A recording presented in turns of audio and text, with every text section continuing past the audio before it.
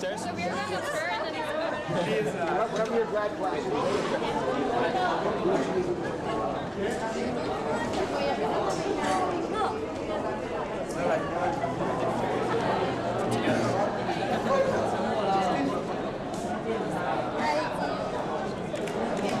Ладно, хорошую фотографию получили? Лиса, сделай фотку. Я сделала.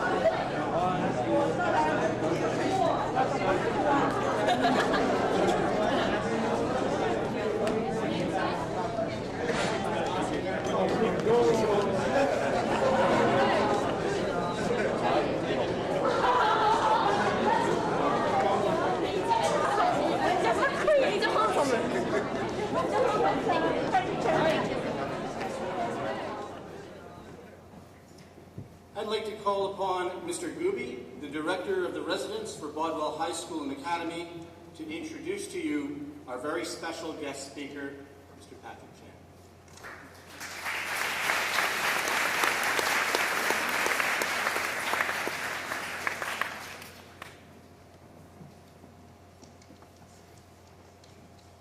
Visitors, staff, students, most notably graduates, it's time to introduce our very special guest speaker. Graduates, you've spent many semesters learning lessons from teachers here at Bodwell. On this fortunate day, as we celebrate your accomplishments, you're about to learn one more lesson. But this time, a very different kind of lesson from a very different kind of teacher. Some teachers are teachers in schools because, like me, they study a subject in a knowledge area over some years, have a passion, and get trained in how to be a teacher. Other teachers are teachers in life, by having mastered a set of skills to a level reached only by a very few number of people in the world, by demonstrating incredible focus and effort, and by achieving near unimaginable success in a particular pursuit. Young or old, these rare people are teachers by virtue of greatness. No matter what the field, music, art, athletics, we can always learn valuable lessons from these teachers.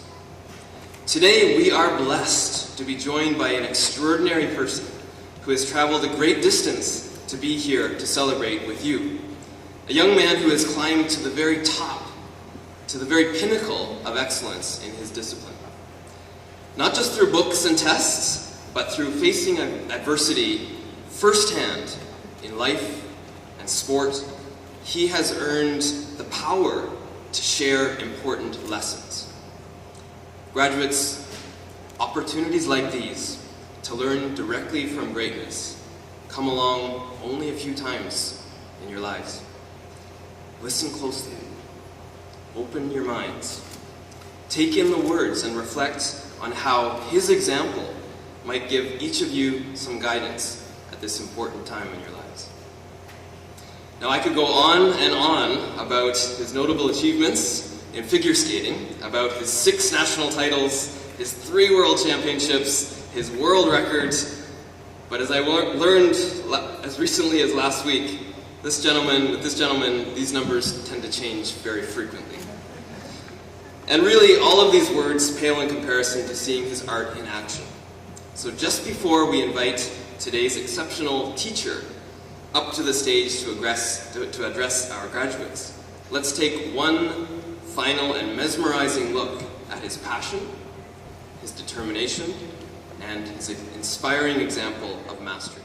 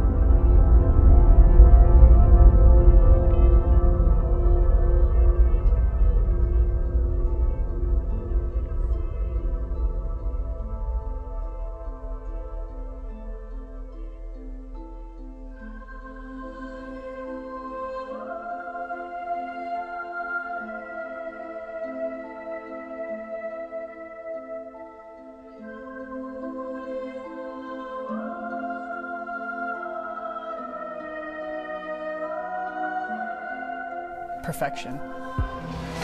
People that might want to have a few words. Chan is barely 22 years old, and yet this moment has been a long time coming. Congratulations. He's been skating since the age of 5, rising quickly up the ranks, gaining national and international accolades early, and winning his first Canadian title when he was just 17, the youngest men's champion this country has ever seen. A teenage titan who has arrived. Since capturing his second world title last year, Chan has changed coaches, faltered a bit in competition, raising some concern, even if a 6th national crown last month was a bit of a foregone conclusion.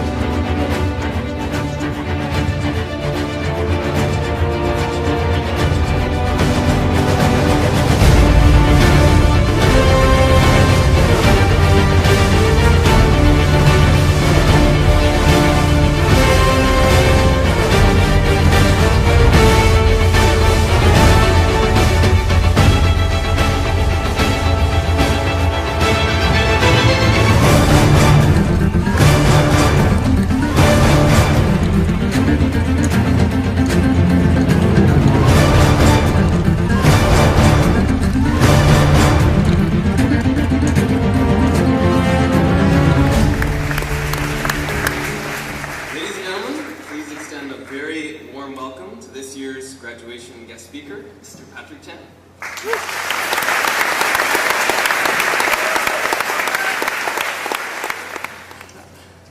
That's quite the video. It's pretty amazing. I don't know whoever put it together. That's really impressive. So thank you very much for having me here. It's a real honor. I think I'm more nervous than I am when I'm competing. So it means a lot to be speaking in front of you. I would like to first congratulate all of you of Bodwell High School. I'm honored to be addressing you right now at this moment for this very special day, and I find it fascinating to hear of your various backgrounds. I'm fascinated by the fact that you guys come from all corners of the world, and if I'm correct, I heard there's like maybe only 2 or 3 Canadians in this school, which is really, really amazing, and really speaks truly to Canada and how we're very multicultural. So.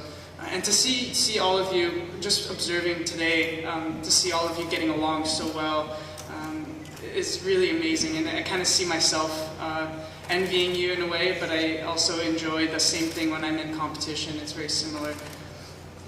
I'd like to share a bit about my humble story, starting, I guess, from the first video of me skating when I was really young. I was born in Ottawa on December 31st, New Year's baby, 1990, and I had a very, very happy childhood, actually. I was quite lucky. I was very fortunate to have great parents who put me into sports at an early age. I never sat still, always either playing piano, swimming, tennis, golf, and of course figure skating. At the age of 5, I moved to Toronto, and I didn't really have anything left to do since I was a big avid skier. Coming from Ottawa, I grew up in Mont-Tremblant in Montreal. I did a lot of skiing, and coming to Toronto, I didn't really have anything to do, so I wanted to play hockey. Like every other Canadian, I wanted to play hockey and do my part as being Canadian in a way, and really do a sport that's Canadian. So my mom brought me to a hockey coach, a Russian hockey coach, of course, who was very, very strict. And he'd actually, apparently I heard, which I'm kind of glad I didn't end up getting lessons from him, he would kind of chase the kids around with the hockey stick and kind of hit them while they're skating to just teach them, right? So I don't know if that would be allowed anymore nowadays, but I'm really glad I wasn't put in there right away. Luckily, he told me that I should go ahead and learn figure skating lessons, and that's how I picked up figure skating. And I'm telling you, it wasn't pretty at the beginning. Just watching myself, it's like crazy to see how I skated when I was little, doing doubles and singles and barely landing them to where I am now. One thing I did have though was I loved the sport of figure skating. I loved it didn't matter how good I was, or it didn't matter what I was doing, what I was landing, what competition I won. It didn't matter because the freedom of being able to go on the ice and skate with freedom and skate as fast as I can, flying through like the wind blowing in my face and then jumping myself in the air. If I'm landing on my butt or not, it didn't really matter as long as I was getting speed, and it was a sense of freedom and expression. And that was amazing. And next thing you know, I go to the national championships as a junior and as a pre-novice level skater, and I won my first national title at the age of 12, and I didn't really think of anything until then. And then when I won my national title, I guess I was like, okay, maybe I should start taking this seriously, and that's when I began really training and thinking, okay, maybe I have something special in figure skating. So at the age of 15, again, it wasn't a very prominent or successful career I had. Even when I turned 15, I won my junior title, and then I went on and went to compete at the senior level, which is at the level I skate currently. And it was a shock. I had to skate in front of 10,000 people, and it was really a shocking wake-up call. I didn't feel comfortable. I was 15 years old. It was the year of 2006, where the Olympic Games were in Torino, and the national championships was determining the national team to go to the Olympics. Of course, I was too young to go to the Olympics, but I was in third place after the short program, and I was bombarded with media asking me, hey, what if you make it to the Olympics? If you finish in the medals, you're going to get to go to the Olympics, but then you can't because you're 15, you're too young, so it causes all this drama. And definitely I learned my lesson about media is it's quite overwhelming, and unfortunately I couldn't handle the pressure, and I finished 7th actually at my first senior level national competition. But one thing I learned is that I never took it too seriously. I came 7th, and to this day I don't really remember. I moved on so quickly, and I just thought about reminding myself why I was doing figure skating. I didn't take it to heart because figure skating was just a passion. I was doing it for fun, just like some of you are passionate about music, some of you are passionate about arts. It doesn't really matter what you win in recitals or music competitions or dance competitions. It didn't really matter because it's about going out with freedom, like I was when I was a young boy. I had the freedom to go skate as fast as I could and just throw myself in the air and just hope for the best. In 2008, so I was, I think, 17 years old, so 2 years later, after my first national title, not my first national competition where I came 7th, 2 years later, I came to Vancouver for my 3rd time at the national championships and dethroned Jeff Bodwell, who was the current national champion. It was a very special moment in my life because you guys saw a clip of it. I started fist pumping at the end, and it was probably the first time I ever fist pumped in the air. And it was a really special moment because I was unexpected. I was not expected to win, and really I was taken by surprise. I skated a flawless program, which hasn't happened very often, and it was really special because that was my first national title, and now I have 6 titles, and it's been quite a ride. I've been pretty happy. My goal was to just improve every year. As long as I would improve from the year before, and next year I did better, then I thought that it was worth the time to put in the work, and of course I had the passion for it. I went to the World Championships in Moscow in 2011 and won the World Championships and set 2 world records. It was was quite an achievement that I never imagined would be possible. And last year, won another World Championship, and that marked my 2 years consecutive, becoming a consecutive winner in all of the events and being undefeated. So, but of course, every success comes with some disappointment, and I think this year has been probably the most disappointing season for me. I didn't actually win any events leading up to the World Championships last week. If some of you don't know, or some of you know, that there was the World Championships in London, Ontario last week. And I was going in as, I guess, an underdog in a way, because I hadn't had any success this year. It didn't look very promising to me. So I took a step back, and I knew that all I had to do was refocus on what my values were and what I had to do. I ended up winning my 3rd World Championships in London, which was, I mean, out of the blue. I didn't really expect it, and but also I knew that I had to trust my training, and I did that. In the next 11 months, I'll be training for the Sochi Olympics in Russia.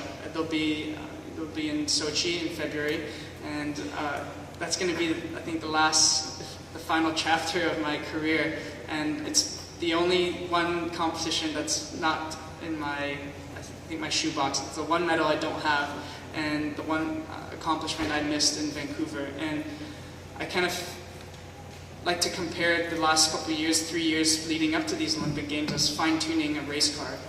So I've been tweaking my race car every year. I've been looking at all the mistakes I've made and all the successes I've had as well. And all of those elements have helped me tweak myself and my training and my preparation in order to be prepared for the Sochi Olympics in 2014. I hope that in 11 months I'll be coming back home with a gold medal, Olympic gold medal. I would like also to add that if some of you don't know, I actually haven't attended university, so you guys will probably have a head start on me. I haven't been to university, but that's not to say that I'm definitely, education is a big part of my career. Although I've had successes, and sure, some people may not think I need to go to school because I've had enough, I have success and I may be able to get a job or so on, I still think education is a really fundamental part of being a good person and a good human being. Thank you very much for having me and address you, and congratulations.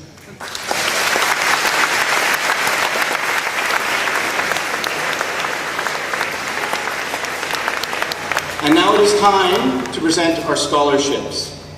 Each recipient will receive a $500 scholarship along with a certificate and a medallion. When your name is announced, please come up this set of stairways here and meet Mr. Chan in the middle of the stage.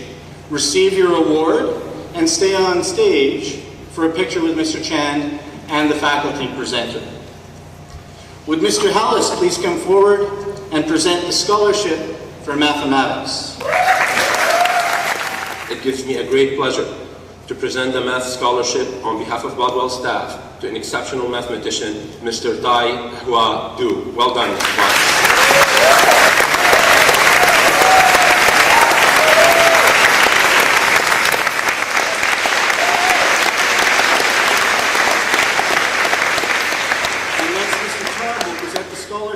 For English Language Arts.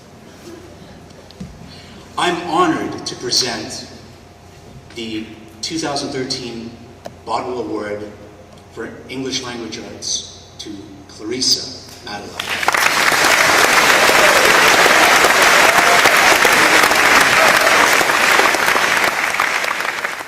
And now I'd like to call upon Ms. Hyde, who will present the scholarship for Dormitory Global Citizenship.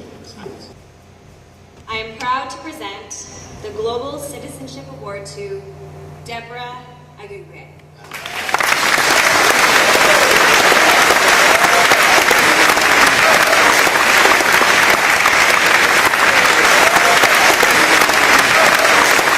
Ladies and gentlemen, Bodwell High School Academy Scholarship winners, please stage.